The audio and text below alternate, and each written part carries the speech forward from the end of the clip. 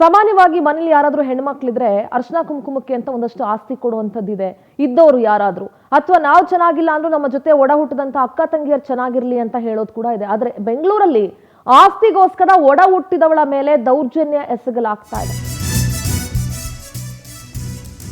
ಬೆಂಗಳೂರಿನಲ್ಲಿ ಆಸ್ತಿಗೋಸ್ಕರ ಒಡ ಹುಟ್ಟಿದವಳ ಮೇಲೆ ದೌರ್ಜನ್ಯ. ಅಪ್ಪನ ಭೇಟಿಗೆ ಬಂದ ಅಕ್ಕನಿಗೆ ದೊಣ್ಣೆಯಿಂದ ಹಲ್ಲೆ ಮಾಡಿ ದರ್ಪ ತೋರಿಸಿರೋ ಸಹೋದರ. ಅಪ್ಪನ ಬಳಿ ಆಸ್ತಿ ಕೇಳ್ತಾಳೆ ಅಂತ ಪಾಪಿ ಸಹೋದರ ಇಂಥ ನೀಚ ಕೃತ್ಯವನ್ನ ಎಸಗಿದಾನೆ. ಅಕ್ಕ ತಂಗಮಣಿ ಮೇಲೆ ಸಹೋದರ ವೆಂಕಟೇಶ್ ಹಲ್ಲೆ ನಡೆಸಿದಾನೆ. ಡಿಸೆಂಬರ್ 12ರಂದು ನಡೆದಿರೋ ಘಟನೆ ಆದ್ರೆ ಬಹಳ ತಡವಾಗಿ ಬೆಳಕಿಗೆ ಬಂದಿದೆ. ಬೆಂಗಳೂರಿನ ಚಿಕ್ಕಜಾಲ ಪೊಲೀಸ್ ಠಾಣಾ ವ್ಯಾಪ್ತಿಯಲ್ಲಿ ಪ್ರಕರಣ ಕೂಡ ದಾಖಲಾಗಿದೆ. ಬೆಂಗಳೂರಿನಲ್ಲಿ ಆಸ್ತಿಗೋಸ್ಕರ ಒಡ ಹುಟ್ಟಿದವಳ ಮೇಲೆ ದೌರ್ಜನ್ಯ. ಈ ಆಸ್ತಿಗೋಸ್ಕರ ಎಷ್ಟೊಂದು ಹತ್ಯೆಗಳಾಗತ್ತೆ, ಎಷ್ಟೊಂದು ಹಲ್ಲೆಗಳಾಗತ್ತೆ ನೋಡಿ. ದೃಶ್ಯಗಳಲ್ಲಿ ಗಮನಿಸ್ತಾ ಇದ್ದೀರಿ. ಹೆಂಡತಿಯ ಜೊತೆ ಸೇರ್ಕೊಂಡು ಸ್ವಂತ ಸಹೋದರ ಎಲ್ಲಿ ನನ್ನ ತಂದೆ ಹತ್ರ ಬಂದು ಇವಳು ಆಸ್ತಿ ಕೇಳಕ್ ಬಂದ್ಬಿಟ್ಟಿದ್ದಾಳೋ ಅಂತ ಹೇಳಿ ದೊಣ್ಣೆಯಿಂದ ಹೊಡೆದು ಹಲ್ಲೆ ಮಾಡ್ತಾ ಇರೋ ದೃಶ್ಯಗಳನ್ನ ಗಮನಿಸ್ತಾ ಇದ್ರಿ. ಇವತ್ತಿನ ಸಮಾಜದಲ್ಲಿ ಮನುಷ್ಯರು ಎಷ್ಟು ಮನುಷ್ಯತ್ವ ಕಳ್ಕೊಂಡು ಬದುಕ್ತಿದೀವಲ್ವೇನ್ರಿ.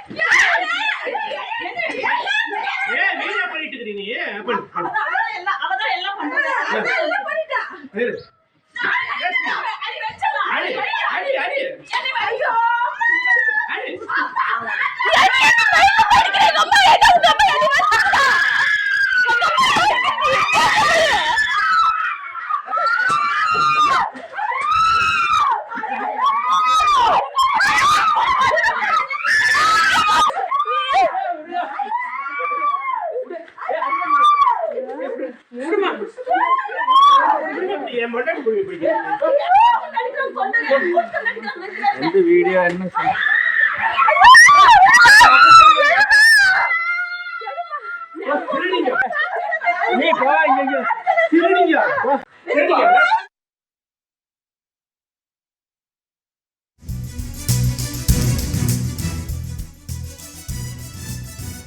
ಕಂಡ್ರೆ ಅಯ್ಯೋ ಅಂತ ಅನ್ಸುತ್ತೆ.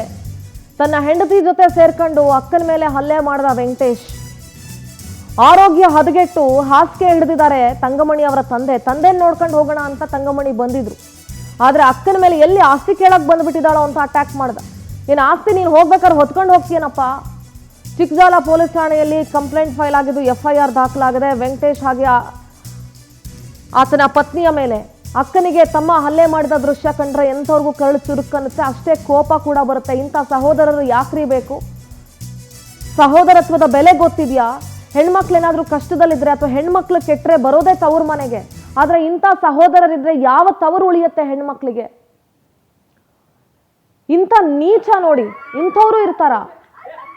ಅಲ್ಲ, ಬೇಕಾದಷ್ಟು ಜನ ಇದ್ದಾರೆ ಬಿಡಿ. ಇಂಥವ್ರು ಇರ್ತಾರ ಅಂತ ನಾನು ಕೇಳಿದ್ರೆ ಬೇಕಾದಷ್ಟು ಜನ ಇದ್ದಾರೆ. ಮನುಷ್ಯತ್ವನೇ ಇಲ್ದಿರೋ ಅಂತ ಮೃಗಗಳು.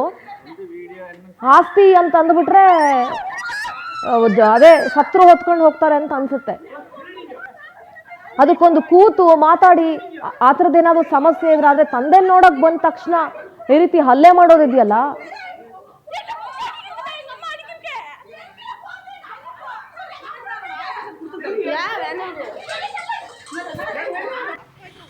ವಯಸ್ಸಾಗೈತೆ ಅವನಿಗೆ. ಅಲ್ಲಿ ಹೋಗಿ ಅಪ್ಪನ ನೋಡ್ಕೊಂಡು ಬರೋಣ ಅಂತ ಅಪ್ಪನ ಮನೆಗೆ ಹೋಗಿದ್ವಿ ನಾವು. ಅದಕ್ಕೆ ಆ ಥರ ಏನು ಮಾತೇ ಆಡಿಲ್ಲ. ಅಷ್ಟು ತೊಲೆ ತಗೊಂಡು ಬಂದು ಆ ಥರ ಹೊಡಿತಾನೆ. ಒಂದು ಏಟು ಬಿಟ್ಟಿಲ್ಲ, ಅಷ್ಟೊಂದು ಏಟು. ಕೆಲ್ಸಕ್ಕೆ ಹೋಗ್ತಾ ಆಗಲ್ಲ, ಕೂಲಿ ಕೆಲಸ ಮಾಡೋದು. ಏನಾಗ ಹೊಡೆದಿದ್ದು ಹೇಳೋದನ್ನೇ ಗೊತ್ತಿಲ್ಲ. ಏನಕ್ಕೆ ಇಲ್ಲಿಗೆ ಬಂದೆ? ಯಾರು ಹೊಡೆದಿದ್ದು? ತಮ್ಮ ವೆಂಕಟೇಶ್. ರೀಸನ್ ಏನು ಹೊಡೆಯೋಕೆ? ಬಂದೆ ಎಲ್ಲಿ ಏನಕ್ಕೆ ಕೆಲಸ ನಿನಗೆ? ಇಲ್ಲಿ ಏನಕ್ಕೆ ಬಂದೆ ನೀನು ಅಂತ ಹೊಡಿ. ಅಪ್ಪ ಒಬ್ಬರೇ ಇರೋದಾ? ಅಪ್ಪ ಇದ್ದಾರೆ, ಅಪ್ಪನ ಜೊತೆಗೆ ಇವನು ಹೆಂಡತಿ ಇದ್ದಾರೆ. ಎಷ್ಟು ವರ್ಷದಿಂದ ಇದ್ದಾರೆ ಅವರಲ್ಲಿ? ನೀವು ಎಷ್ಟು ವರ್ಷದಿಂದ? ನಾವು ಎಲ್ಲ ಹುಟ್ಟಿ ಬೆಳೆದು ಅಲ್ಲದೇ ಅದೇ ಮನೆಯಲ್ಲೇ ಹುಟ್ಟಿ ಬೆಳೆದಿದ್ದು. ಅವನು ನಾವು ಎಲ್ಲ ಒಂದೇ ಮನೆ, ಆದ್ರೆ ನಾವು ಸಪ್ರೇಟ್ ಮದುವೆ ಆಯಿತು, ಸಪ್ರೇಟಾಗಿ ಇದ್ದೀವಿ. ಅಂದರೆ ಅಪ್ಪ ಅದೇ ಮನೆಗಿರೋದು. ಅಪ್ಪನೇ ನೋಡ್ಕೊಂಡು ನಮ್ಮ ಮನೆಗಿದ್ದು ಸ್ವಲ್ಪ ದಿನ, ಮತ್ತೆ ಅಲ್ಲೇ ಹೋದ್ರು. ಅಲ್ಲಿ ಹೋದ್ಮೇಲೆ ಆಯ್ತು ನೋಡ್ಕೊಂಡು ಬರೋಣ ಅಂತ ಹೋಗಿದ್ದು. ಯಾರು ಹೋಗಿದ್ರಿ? ನನ್ನ ಮಗಳು, ನಾನು, ಇಬ್ರು ಹೋಗಿದ್ರಿ? ನಮ್ಮ ತಂಗಿ, ತಂಗಿಗೂ ಹೊಡೆದ, ತಂಗಿ ಇಬ್ರಿಗೆಲ್ಲ ಹೊಡೆದ. ಕರೆಸ್ಪಾಂಡೆಂಟ್ ವೆಂಕಟೇಶ್ ನೇರ ಸಂಪರ್ಕದಲ್ಲಿ ಜಾಯ್ನ್ ಆಗಿದ್ದಾರೆ. ವೆಂಕಟೇಶ್, ಬಹಳ ನೋವಾಗ್ತಿದೆ, ಅಷ್ಟೇ ಕೋಪ ಬರ್ತಾ ಇದೆ ಆ ವೆಂಕಟೇಶ್ನ ಕೃತ್ಯವನ್ನ ಗಮನಿಸ್ತಾ ಇದ್ರೆ. ನೋಡ್ರಿ, ಹೆಣ್ಮಕ್ಳು ಹಾಳಾದ್ರೆ ಅಥವಾ ಹೆಣ್ಮಕ್ಳಿಗೆ ಏನಾದ್ರು ಸಮಸ್ಯೆ ಬಂದ್ರೆ ನನ್ನ ತವರಿದೆ, ತವ್ರಿಗೋಗಿ ಹೇಳ್ಕೊಳ್ಳೋಣ ಅಂತ ಅಂದ್ಕೊಳ್ತಾರೆ. ಅವರ ತಂದೆ ಇದಾರಲ್ಲ, ತಂಗಮಣಿ ಅವರ ತಂದೆ, ಅವ್ರು ಕೇವಲ ವೆಂಕಟೇಶನಿಗೆ ಮಾತ್ರ ಅಪ್ಪ ಅಲ್ಲ, ತಂಗಮಣಿ ಅವ್ರಿಗೂ ತಂದೆನೆ. ಅವ್ರ ತಂದೆ ಹಾಸಿಗೆ ಪಾಲಾಗಿದ್ದಾಗ ಹೋಗಿ ನೋಡಕ್ ಹೋದ್ರೆ ಏನ್ ತಪ್ಪು? ಅಷ್ಟಕ್ಕೆ ಇಷ್ಟು ಮೃಗದ ತರ ವರ್ತನೆ ಮಾಡಿದಾನಲ್ಲ. ಹೌದು ಸಿಂಧೂರ, ಆಸ್ತಿ ಹಾಗೂ ಹಣ ಎಂಥ ಸಂಬಂಧಗಳನ್ನು ಕೂಡ ದೂರ ಮಾಡುತ್ತೆ ಅನ್ನೋದಕ್ಕೆ ಇದೊಂದು ಬೆಸ್ಟ್ ಎಕ್ಸಾಂಪಲ್ ಅಂತಲೇ ಹೇಳಬಹುದು. ಅಂದರೆ ಚಿಕ್ಕಜಾಲ ಪೊಲೀಸ್ ಠಾಣಾ ವ್ಯಾಪ್ತಿಯ ವಿದ್ಯಾನಗರದಲ್ಲಿರುವಂತಹ ತಂಗಮಣಿ ಎನ್ನುವಂಥ ಅವರು ಕೂಡ ತನ್ನ ತಂದೆಯನ್ನು ನೋಡೋಕೆ ಹೋದಂತಹ ಸಂದರ್ಭದಲ್ಲಿ ಆತನ ತಮ್ಮ ದೊಣ್ಣೆ ತೆಗೆದುಕೊಂಡು ಮನಸ್ಸು ಇಚ್ಛೆ ಹಲ್ಲೆ ಮಾಡಿರುವಂಥದ್ದು. ಅಂದರೆ ಈಕೆ ಏನೋ ಒಂದು 5 ಜನ ಹೆಣ್ಣು ಮಕ್ಕಳು ಮತ್ತು 2 ಗಂಡು ಮಕ್ಕಳು ಇರ್ತಾರೆ. ಅದರಲ್ಲಿ 1 ಎಕರೆ ಜಮೀನು ಇರುತ್ತೆ. ಅದರಲ್ಲಿ ಈಗಾಗಲೇ ಏನು ಕೂಡ ಅವರು 2 ಗಂಡು ಮಕ್ಕಳೇನಿರ್ತಾರೆ ಅವ್ರ ಹೆಸರಿಗೆ ಬರೆದಿರ್ತಾರೆ.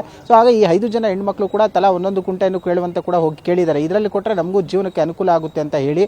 ಸೊ ಹಾಗೆ ಹೋಗಿ ಕೇಳುವಂತಹ ಸಂದರ್ಭದಲ್ಲಿ ಇವರಿಬ್ರು ಕೂಡ ಗಲಾಟೆಯನ್ನು ಮಾಡಿದ್ದಾರೆ. ಸಾಕಷ್ಟು ಬಾರಿ ಹಲ್ಲೆ ಮಾಡಿ ಕಳಿಸಿದ್ದಾರೆ. ಅವರ ತಂದೆಗೆ ಅನಾರೋಗ್ಯ ಹಿನ್ನೆಲೆಯಲ್ಲಿ ಮಕ್ಕಳು ನೋಡಕ್ ಹೋದಂತಹ ವೇಳೆಯಲ್ಲಿ ಸೊ ಹೀಗೆ ದೊಣ್ಣೆಯನ್ನ ತೆಗೆದುಕೊಂಡು ಮನಸ್ಸು ಇಚ್ಛೆ ಹಲ್ಲೆ ಮಾಡಿರುವಂತದ್ದು. ಈ ಎಲ್ಲವನ್ನು ಕೂಡ ಅವರ ಮಗಳು ಮೊಬೈಲ್ನಲ್ಲಿ ರೆಕಾರ್ಡ್ ಮಾಡ್ತಾ ಇದ್ದ ಸಂದರ್ಭದಲ್ಲಿ ಅವ್ರ ಮೇಲೆ ಕೂಡ ಹಲ್ಲೆಯನ್ನು ಮಾಡಿದ್ದಾರೆ. ಸದ್ಯ ಘಟನೆಗೆ ಸಂಬಂಧಪಟ್ಟಂತೆ ಈಗ ದೂರನ್ನು ಕೂಡ ಕೊಟ್ಟಿದ್ದಾರೆ.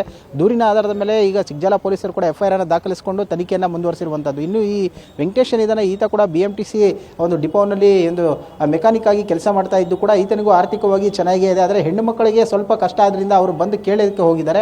ಆ ಸಂದರ್ಭದಲ್ಲಿ ಈತ ಹಲ್ಲೆ ಮಾಡಿರುವಂಥದ್ದು. ಹೆಣ್ಣು ಮಕ್ಕಳಿಗೆ ತವರು ಮನೆ ಬಿಟ್ಟರೆ ಬೇರೆ ಎಲ್ಲಿ ಹೋಗಬೇಕು ಅನ್ನುವಂಥದ್ದು ಕೂಡ ಅಲ್ಲಿ ಕಾಡ್ತಾರೆ. ಆಗ ಕೇಳ್ತಾರೆ ಅವರು, ನಮಗೆ ಈ ರೀತಿ ಕಷ್ಟ ಇದೆ ಜೀವನಕ್ಕೆ ಅಂತ ಹೇಳಿ. ಅಷ್ಟಾದರೂ ಕೂಡ ಆತ ಕರುಣೆ ತೋರದೆ ಈ ರೀತಿ ಹಲ್ಲೆ ಮಾಡಿರುವಂಥದ್ದು. ಸಾಕಷ್ಟು ಜನ ಅವರ 4 ಜನ ಅಕ್ಕ ಏನಿದ್ದಾರೆ ಅವರು ಕೇಳಕ್ಕೆ ಹೋದಂಥ ವೇಳೆಯಲ್ಲೂ ಕೂಡ ಅವ್ರ ಮೇಲೆ ಕೂಡ ಇದೇ ರೀತಿ ಆಗಾಗ ಹಲ್ಲೆಯನ್ನು ಮಾಡ್ತಾ ಇರುವಂಥದ್ದು. ಇದರಿಂದ ಅವರ ತಂದೆ ಏನಿದ್ದಾರೆ ಅವರು ಹೆಣ್ಮಕ್ಳ ಮನೆಗೆ ಹೋಗೋದಕ್ಕೂ ಕೂಡ ಭಯ ಪಡ್ತಾ ಇದ್ದಾರಂತೆ. ಅಂದರೆ ಎಲ್ಲಿ ಅವ್ರ ಮನೆಗೆ ಹೋಗಿ ಅವ್ರನ್ನ ಮಾತಾಡಿಸಿದ್ರೆ ಆಸ್ತಿ ಪತ್ರಕ್ಕೆ ಎಲ್ಲಿ ಅವರಿಗೆ ಬರ್ಕೊಟ್ಟು ಬಿಡ್ತಾನೆ ಅನ್ನೋ ಭಯದಿಂದಾಗಿ ಸೊ ಅವರ ತಂದೆಯನ್ನು ಕೂಡ ಹಲ್ಲೆಯನ್ನು ಮಾಡಿರುವಂಥದ್ದು. ಸದ್ಯ ಅವರಿಗೆ ಈಗ ಹುಷಾರಿಲ್ಲದ ಕಾರಣ ಮನೆಯಲ್ಲಿರುವಂತಹ ಸಂದರ್ಭದಲ್ಲಿ ಹೆಣ್ಣು ಮಕ್ಕಳು ಸಹಜವಾಗಿಯೂ ಕೂಡ ಅವರ ತಂದೆಯನ್ನು ನೋಡಕ್ಕೆ ಹೋಗಿದ್ದಾರೆ. ಆಗ ಈತ ಈ ರೀತಿ ಮೃಗದಂತೆ ವರ್ತಿಸಿರುವಂತಹದ್ದು ಸಿಂಧೂರ.